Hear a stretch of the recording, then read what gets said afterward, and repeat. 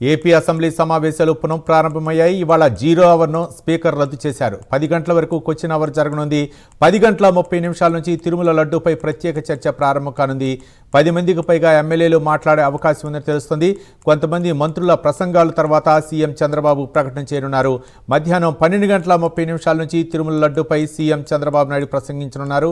ఇదే అంశానికి సంబంధించి మరింత సమాచారం మా కరెస్పాండెంట్ శ్రీహరి అందిస్తారు. శ్రీహరి,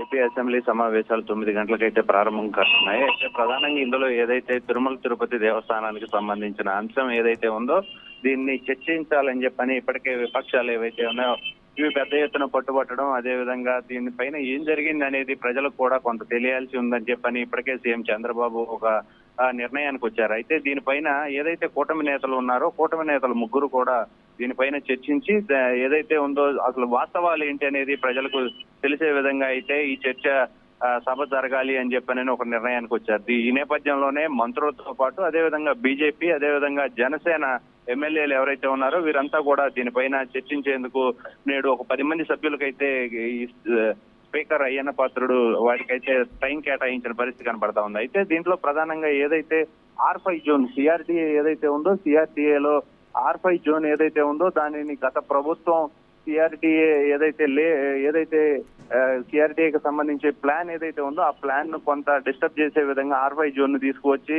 పేదలకు సెంటు స్థలాలు ఇచ్చారు. అయితే ఈ నేపథ్యంలో ఏదైతే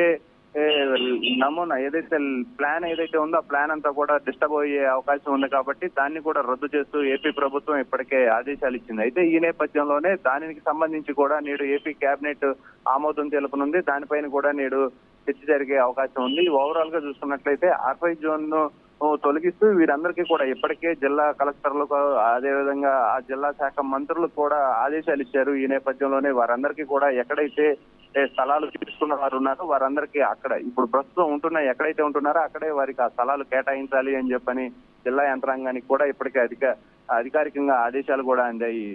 Ravi, right, thank you Srihari.